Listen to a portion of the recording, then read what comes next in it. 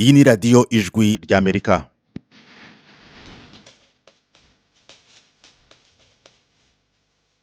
Radiyo ijwi ry'Amerika ivugira i Washington DC mu Kinyarwanda no mu Kirundi. Mu Burundi mutwumvira ku mirongo migufi ya shortwaves kuri metero 19 na metero 22. Mu Rwanda ho turi kuri FM 104 n'ibice bitatu na 93 n'ibice bitatu ya radiyo ijwi ry'Amerika. Mu karere ka Kisoro muri Uganda muratwumvira kuri FM 88 n'ibice 9 ya radiyo ijwi riyobora.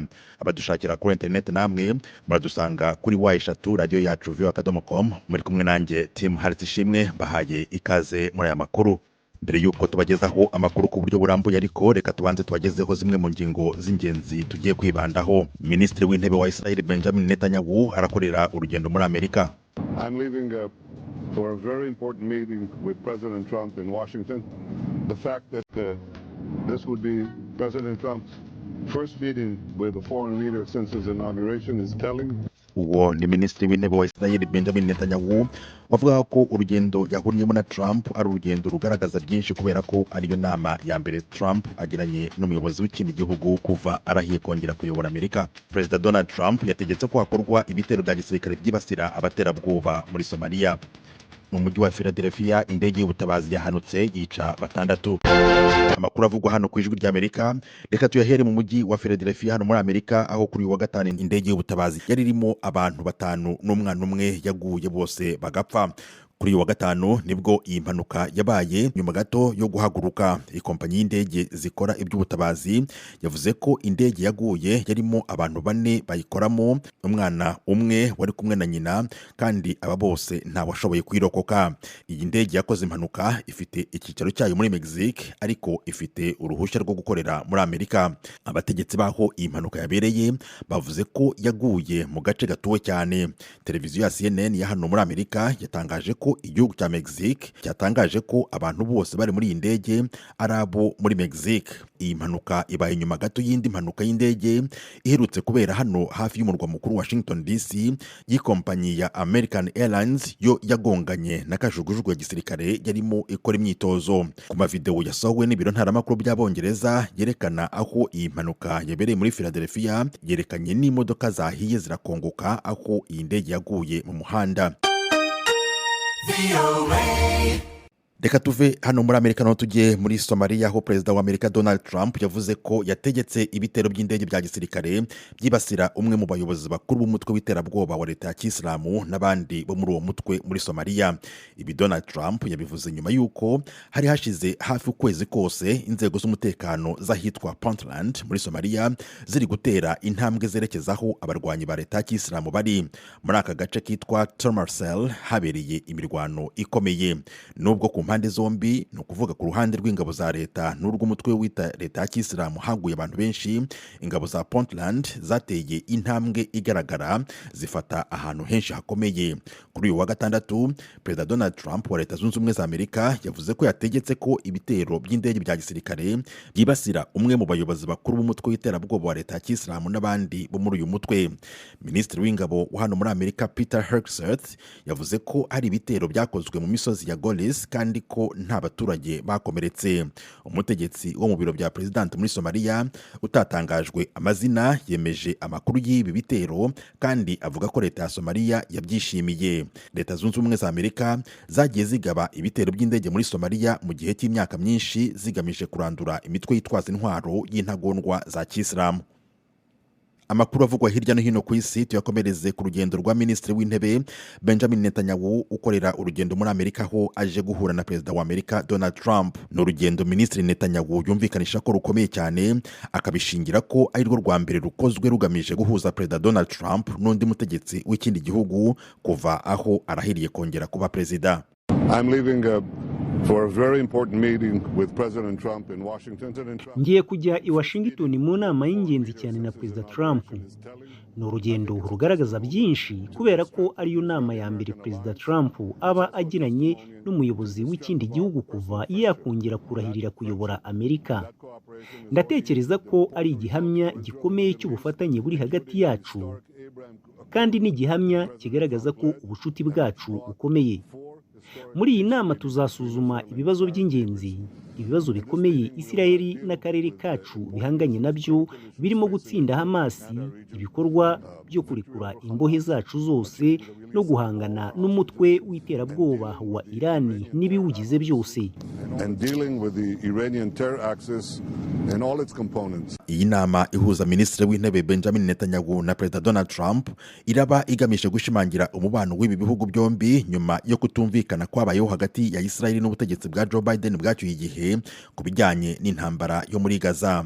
Netanyahu abaye umutegetsi w'ikindi gihugu uhuye na Trump mu gihe agahinge k'intambara y'igihugu cye na Hamas gakomeje, kandi ibiganiro by'icyiciro cya kabiri byitezwe gutangira muri iki cyumweru dutangira. Mbere y'uko Netanyahu ahaguruka ku kibuga cy'indege yagize ati ibyemezo twafashe birimo ubutwari bw'abasirikare bacu mu ntambara byamaze guhindura isura y'ibihugu byo mu burasirazuba bwo hagati. Benjamin Netanyahu ahanganye n'iteka ryo gufatwa n'urukiko mpuzamahanga mpanabyaha kubera ibirego by'ibyaha byo mu ntambara aregwa muri Gaza. Mukomeje kumva radiyo ijwi ry'Amerika ivugira Washington DC mu Kinyarwanda no mu Kirundi. Mujye no kuri wayishatu radiyo yacu voa.com mukurikire aya makuru. Mu kanya turajya mu makuru avugwa mu karere k'ibiyaga bigari byo muri Afurika.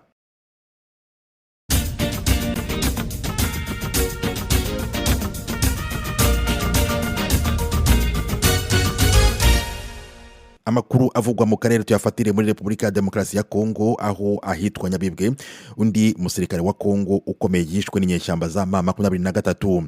Muri teritwari ya Karehe intara ya Kivu y'Epfo hakomeje kubera imirwano ikomeye hagati y'ingabo za Kongo n'inyeshyamba za M23 bivugwa ko zifashwa n'igisirikare cy'u Rwanda.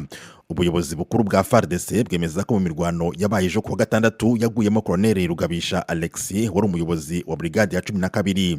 Aha muri Kongo kandi nyuma y'icyumweru kimwe umutwe wa M23 ufashe umujyi wa Goma, abantu benshi bongeye kugaragara mu nsengero na kiliziya zo muri uyu mujyi. Iki nicyo cyumweru cya mbere abakristo babashije guteranira hamwe basenga nyuma y'uko M23 itangiye kugenzura uyu mujyi wa Goma. Nubwo ahigoma hagaragara ko hatuje kandi abantu batangiye gusohoka, haracyari umwuka w'intambara bivugwa ko yakwaguka ikaba y'intambara y'akarere.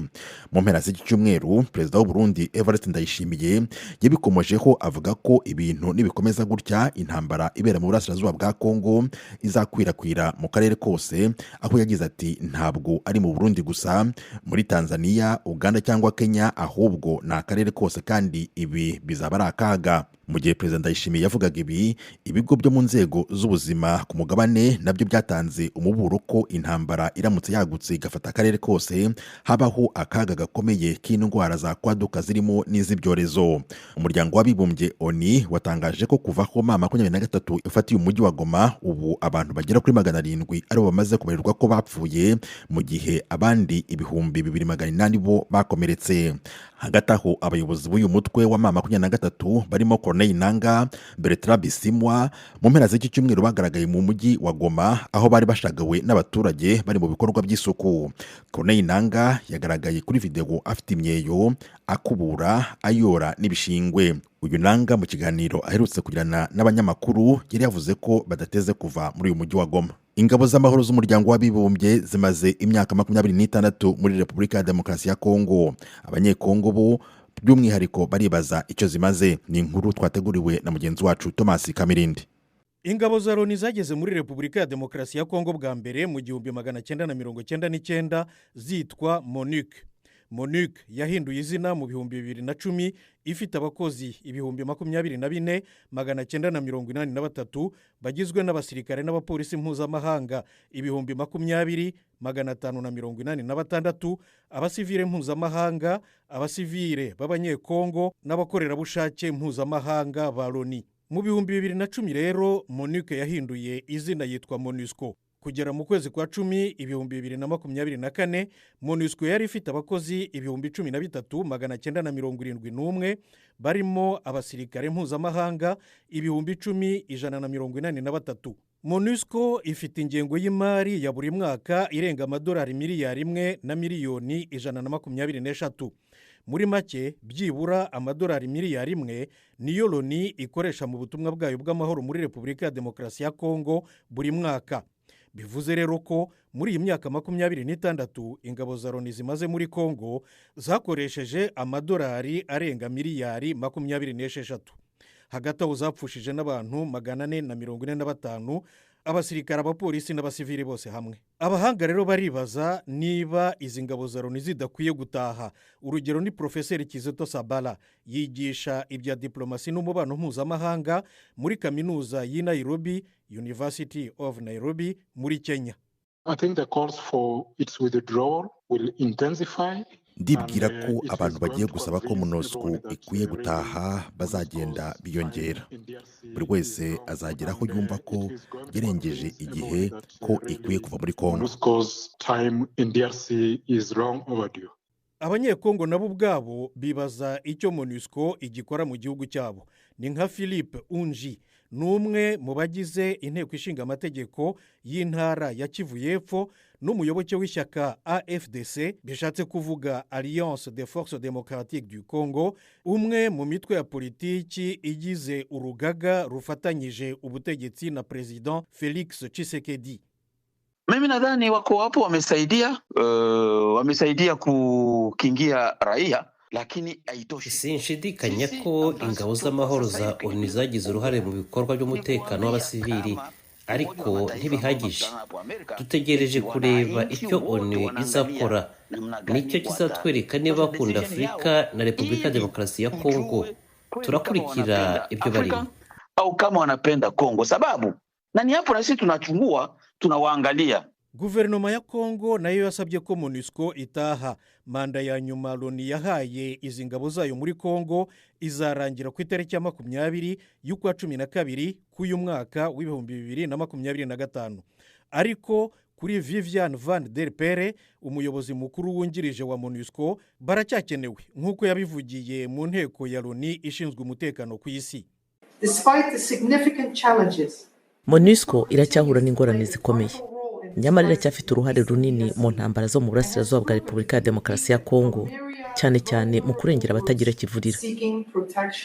Ibi bituma n'abahanga batandukanye bakeka ko intera intambara imaze gufata ishobora gutuma Loni yongera nanone manda ya MONUSCO aho gukura ingabo zayo muri Repubulika ya Demokarasi ya Kongo. Noneho uyu ni wa mwanya w'ikiganiro bungabunga ubuzima tugezwaho na mugenzi wacu Eugenie Mukankusi.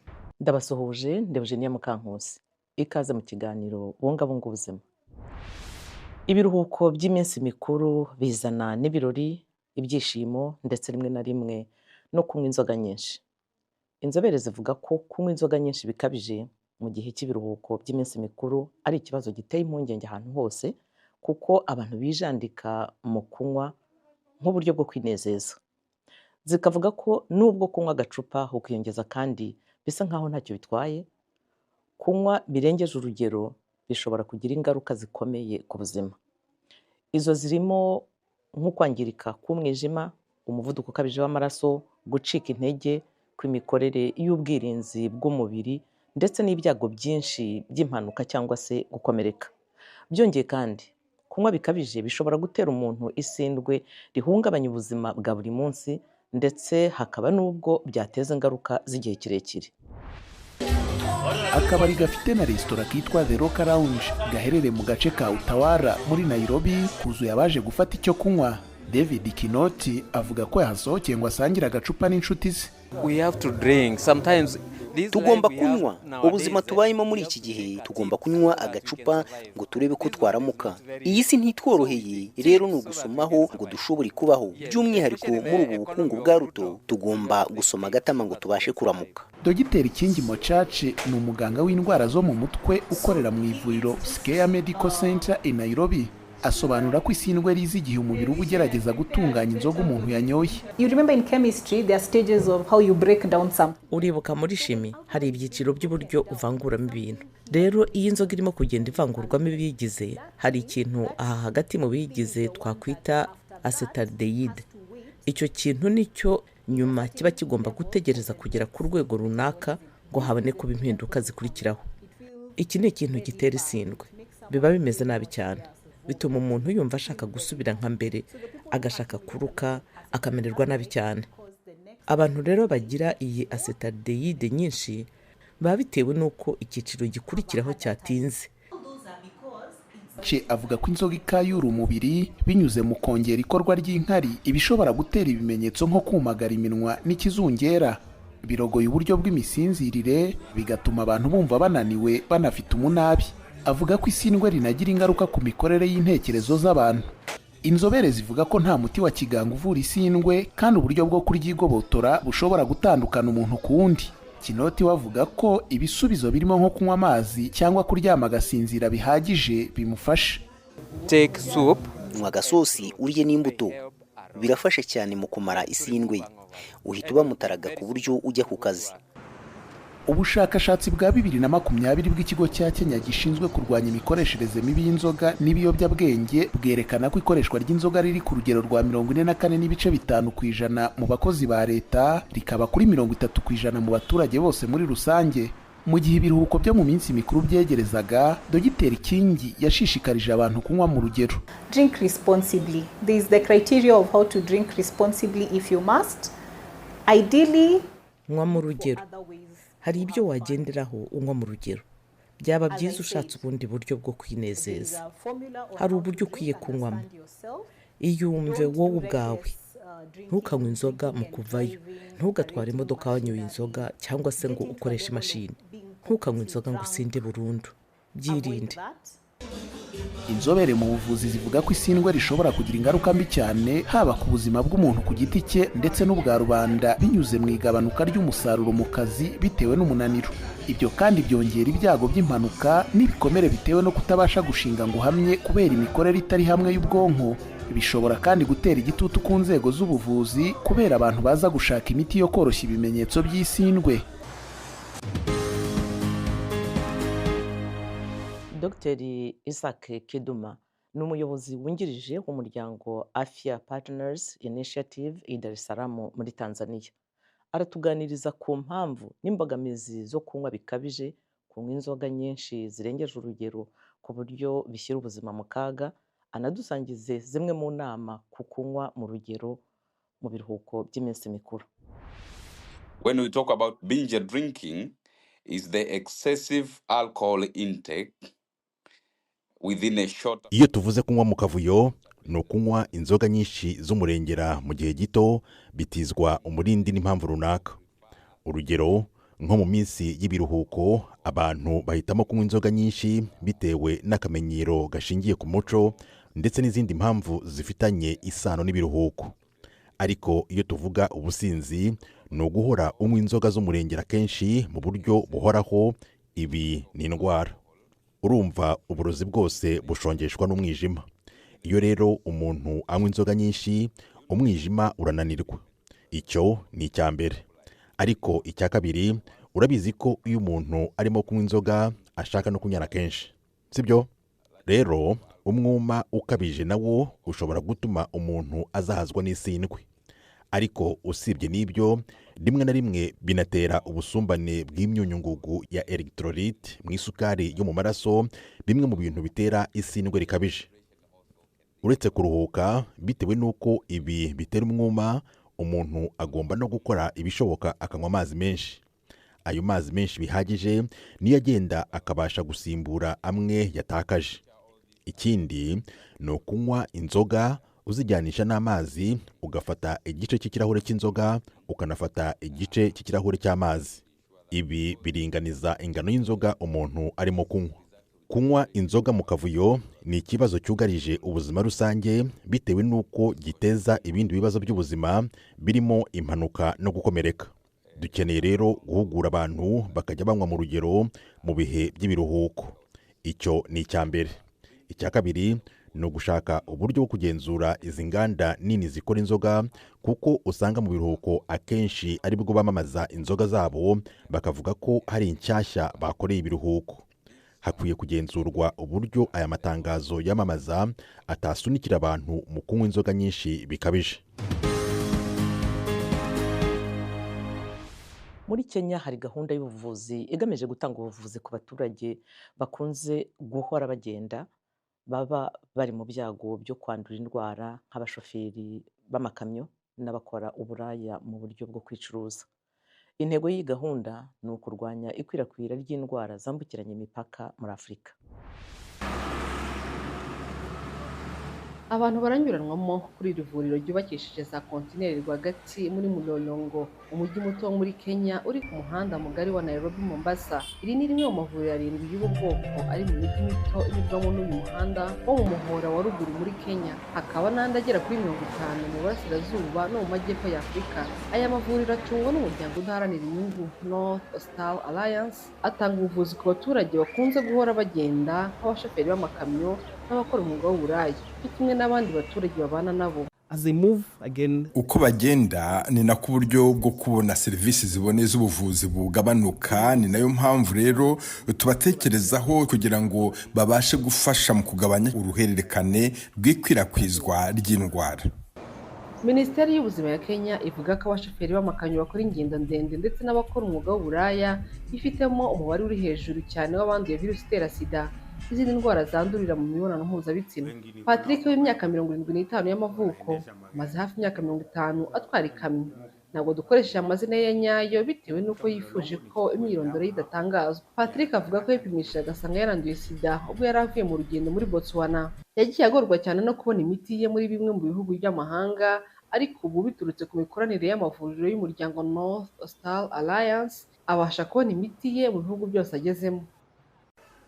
Ukiwa uko na ile kadi ya hospitali unafika pale unaonyeshana hiyo kadi. Ubu ninjira gusa muri rimwe mu mavuriro yabo n'ikarita yanjye nkayibereka, bayirebaho bagahita bamenya ubwoko bw'imiti mfata hanyuma bakayimpa.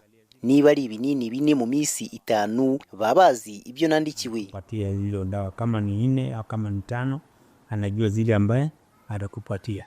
Kathleen Wanja ukora umwuga w'uburaya akaba n'umukangurambaga mu mujyi wa Mulolongo babwijwe rya Amerika ko abashoferi b'amakamyo ari bo bakiriya babo bimena bitewe n'uko baba barahuguwe bihagije ku ngamba z'ubwirinzi.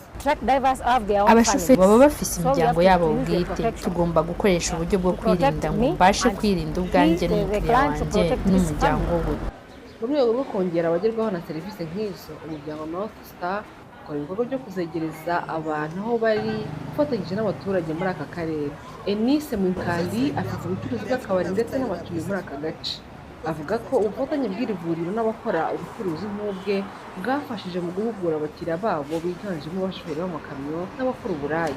For example, we advise them to use condoms, that is for protection. Urugero, tubagira inama yo gukoresha udukingirizo ngo babashe kwirinda. Rero tubagira inama yo kujya kuri North Star kubera ko dufitanye imikoranire kandi babaha service ku buntu. Umuryango North Star uvuga ko mu mwaka wa 2022 watanze serivisi z'ubuvuzi ku barenga 180 mu karere. Abo bakaba biganjemo abashoferi n'abakora umwuga w'uburaya. Abashakashatsi bo mu Bufaransa bavuga ko bavumbuye uburyo bwo kuvura indwara y'iturika ry'udutsi two mu bwonko AVC mu buryo bunonoseye neza hatabayeho ikoreshwa ry'ubumara bwinshi bw'imiti yari isanzweho. Kuri kaminuza ya Caen mu Bufaransa abashakashatsi begeranije utunyabutabire tubasha gutahura no gusenya utubumbe duto tw'amaraso duteza indwara y'ukwifunga kw'imitsi yo mu bwonko. Utwo tunyabitabire tubikora neza nta kwibeshya kandi nta humana nk'iry'uburyo bwari busanzweho. Donc grâce à l'agent de contraste Rero twifashijwe muri iki kinyabutabire twabashije gushyiraho ubufatanye n'uruganda rukora imiti rwa CSL Berlin ndetse n'ikigo cy'ubushakashatsi cya Inserm Transfer mu gukora ubu buryo bw'isuzuma no guhinduramo umuti usuzuma ukanavura. Mu yandi magambo uzajya usuzuma unagaragaze neza utwo tubumbe duto tw'amaraso hanyuma unadushwanyaguza amaraso yongere gutembera neza mu mibiri y'abarwayi. Pour ça on a fait un agent de contraste magnétique et biodégradable. Twakoze ikinyabutabire gifite ubushobozi bwo gukurura no gushongesha. Ibikigize bibasha gushongesha ni ingenzi kuri cyo kubera ko iyo umuti utewe mu mubiri ushongesha utwo tubumbe burundu kandi ntibitere ingaruka zihumana. Imiterere rukuruzi y'ibikigize ituma kibasha gutanga ibimenyetso bigaragara mu buryo bukoreshwa n'imashini zireba imbere mu mubiri. Indwara yo kutagerwamo n'amaraso ku bwonko iterwa n'utubumbe tw'amaraso twimuka tukajya mu mitsi ijyana amaraso mu bwonko, tukayifunga amaraso ntabagitambuka. Kuri ubu twifashishije imashini za MRI tubasha kubona utubumbe tunini. Ku rundi ruhande ubu ntiturabasha kumenya uko twatahura utubumbe dutoya cyane tujya mu dutsi duto tw'amaraso. umuti wacu ntuzigera utera ingaruka zihumana bitewe n'uko ukoresha ibintu n'ubundi bisanzwe biba mu mubiri. Muri aka gacupa dufitemo umuti wacu ugizwe n'ubutare bwa oxide de fer ndetse n'utuvungukira duto cyane tw'umusemburo wa polydopamine. Utu tuvungukira duterwa mu maraso atembera mu mitsi, hanyuma kubera imiterere yatwo tukagenda tukimadika ku kabumbe gato k'amaraso aho kari. Un peu plus de 170 personnes qui travaillent de manière conjointe. Muri iki gihe rero hari abantu bari hagati y'160 n'170 barimo gukorera hamwe biga ku ndwara zibasira ugutembera kw'amaraso mu bwonko, basobanukirwa uko imiti yazo ikora, ari nako bagerageza kuvumbura uburyo bushya bwo kuzisuzuma no kuzivura, cyane cyane za stroke. Turabashimiye kuba mwakurikiye ikiganiro bungabunga ubuzima. Ku yandi makuru hagezweho komuna y'Ijwi ry'Amerika munyuze ku muyoboro wacu wa internet wa3.radiyo.com. Ikiganiro cyacu cya none naho tugisoreje, naho ubutaha mukomeze kugubwa neza kandi muharanira ko umunsi wanyu wari wose uba uw'ubuzima buzira umuze. Nshuti mukomeje kumva radiyo Ijwi ry'Amerika ivugira i Washington DC, noneho n'umwanya w'ikiganiro Kombo Taxi. Kombo Taxi, Kombo Taxi, Kombo Taxi. mugiye gutega amatwi Kombo Taxi, taxi yo mu karere k'ibiyaga bigari. Mugomba mwumvirize Kombo Taxi, taxi yo mu karere k'ibiyaga binini. Munenda kusikiliza Kombo Taxi, taxi ya Grand Lac. Ariko wa musore we kubera kuri kuransiga, genda buhoro je sinshobora kwirukanka nkawe. Mada komuntu utihuta kandi nge ngomba kugaruka gushaka abandi bagenzi bo gutwaza imizigo, urumva kuko ngenda komeza kugenda ngutegereje. Genda buhoro none ko ari je utwaje uriko wirukanka uja he? Ndabona taxi iri imbere, uguransanga wagiye kwihuta ngezeyo mu mavarisi yawe rero. Wewe wa musore we uransangayo yewe ariko ibintu byanje uriko bitwara he? Fatira igisuma. Nyivye. Mando ku madame kura kwa nini? Iko wapi mwizi mwenyewe? Uyo nguye ageze impande yawe. None kubera kutamufa afise imizigo yanje. Ariko madame, uko rusange afadhali vile siku nakimbia kule kaka nyuma. Ale atajidebrouiller.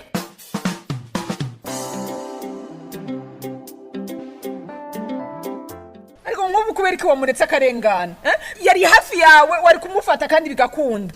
Haiko shida wangu kabisa. Nione kubera iki? None ngubu je nza kujabuka umupaka gute? Ishakoshi yanje yarimo passport, ibyangombwa byose nibiyo byarimo. Umupaka uri kure ya gare. Urumva byananiye. Hanyuma ujya musora araza arambwira ko ashobora kuntwaza ndamuha amahera makenya. Je sinanzi ko ari umusuma. Mama nishakwambia ile iko shida yangu, ile iko hata problem yangu kabisa. Wende bebele machozi yako uililie bashefu wa kule kwenu Rusange. Si kwanza wenyewe walikamata hii maamuzi ya kutosha parking ya taxi. Depuis siku balitosha parking. Maki ma probleme zinaanza yala na ba client na wale batu ba étranger bakukia beba mashida tunje zinayala. Chauffeur hindukira urabe wa musumara garutse. Nani? Sinzi kintu ari kariba hajya mu modoki wawe. Apana ngo. Rero abikira twaye. Iruka hedabi.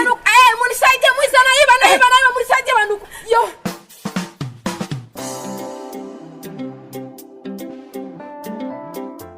Anaribebera cyangwa mu taxi. Kandi wari wanse ko tumufata. Nkubiye tumufata kare ntabakwivye nawe. Ngo nuko genda umunyamahanga ngo wirusange. Vraiment madame mimi nakulomba musama market nilikuwa njo na bisirani moya hatari. Depuis siku ba autorité ba kwenu barisema batoshe parking pembeni ya gari nishapoteza ba client ba mingi. Njo maana mimi naanza sikia bisirani maki. Mimi hanu wihendera rero. Sabi rusange gusa bafashe iyo ngingo. Abayobozi birusange bafatanije nabibugo nabimuhumuro barabyemeranije. Kubera ibiro vy'umupaka bitari binini yenyo. Ubu unyurabona ko byagutse. None wewe gufata ikibazo nyamukuru ngo abarisho dutorera umuti cyuko atamutekano hari ku ngenzi uraje umpinduye jewe ikibazo abanyarusange bose ngo babaye ikibazo kuri wewe ubu dusigaye tutumukuru toka abandi ngo nuko tudahuji iyo twamuka akabari badushira ku ibibazo wumva tuzoshika kuki.